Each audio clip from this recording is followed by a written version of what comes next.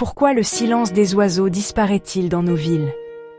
Pourquoi le silence des oiseaux disparaît peu à peu dans nos villes? Il est 5 heures du matin. Autrefois, cette heure s'ouvrait sur une symphonie familière. Merles, mésanges, rouge-gorge et moineaux formaient un orchestre matinal, naturel et apaisant. Aujourd'hui, dans la plupart des villes françaises, ce concert est devenu un murmure lointain, presque fantomatique. Ce n'est pas une vue de l'esprit, mais le symptôme concret d'un déséquilibre profond entre l'humain et son environnement. Le phénomène porte un nom: l'effondrement de la biodiversité urbaine. Les oiseaux, indicateurs sensibles de la qualité de notre environnement, désertent nos rues. La première cause est l'urbanisation massive. Plus les villes s'étendent, plus elles grignotent les haies, les friches, les arbres, les zones humides. Des endroits essentiels à la reproduction, à la nidification et à l'alimentation des oiseaux. À Paris, Marseille, Lille ou Lyon, les rénovations modernes privilégient les matériaux lisses et froids. Pas de rebord pour nicher, pas d'ombre pour se cacher, pas de graines pour survivre. À cela s'ajoute la pollution sonore constante. Pour les oiseaux, chanter est vital. C'est ainsi qu'ils communiquent, séduisent, marquent leur territoire. Mais dans un environnement saturé par les moteurs, les climatiseurs, les alarmes et les travaux, leurs chants sont noyés dans le vacarme. Certaines espèces tentent d'adapter leur fréquence, chantant plus fort ou plus aigu. Mais cette adaptation a un coût: fatigue, stress et souvent, échec reproductif.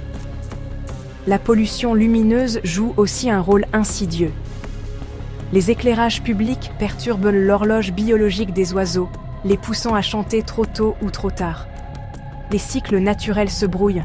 La nuit n'est plus la nuit. Résultat, désorientation, collision fatale contre les vitres ou les lampadaires, migration perturbée. Et puis, il y a l'invisible. Les pesticides, présents même en ville via les traitements des espaces verts, les produits ménagers ou les résidus transportés par le vent. Ces substances contaminent les insectes, principale source de nourriture de nombreux oiseaux, ou agissent directement sur leur système nerveux.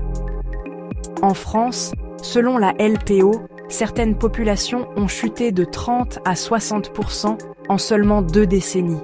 Un désastre silencieux. Face à cela, la ville devient un désert. Pas un désert de sable, mais un désert acoustique.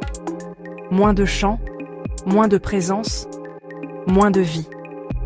Et l'impact ne se limite pas aux oiseaux. De nombreuses études montrent que la disparition de la nature sonore en milieu urbain affecte aussi notre bien-être. Le chant des oiseaux réduit le stress, améliore la concentration, apporte un sentiment de sécurité et d'harmonie. Leur disparition, au contraire, accentue le mal-être urbain, l'anxiété, la sensation d'isolement. Mais tout n'est pas perdu. Des villes comme Strasbourg, Rennes ou Montpellier développent des plans de renaturation ambitieux. Plantation d'arbres, trames vertes, toits végétalisés, nichoirs intégrés à l'architecture, limitation des éclairages nocturnes. À Lyon, le tramway T6 a même été conçu pour intégrer des espaces végétalisés favorables aux oiseaux. Chaque initiative, aussi modeste soit-elle, peut redonner un peu de voix à la nature. Et vous? Avez-vous tendu l'oreille ce matin? Avez-vous entendu un chant? Ou le silence? Ce silence qui, peu à peu, remplace une musique vieille de millions d'années. Une musique que nous risquons de perdre à jamais. N'oubliez pas de vous abonner pour d'autres vidéos qui réveillent les consciences.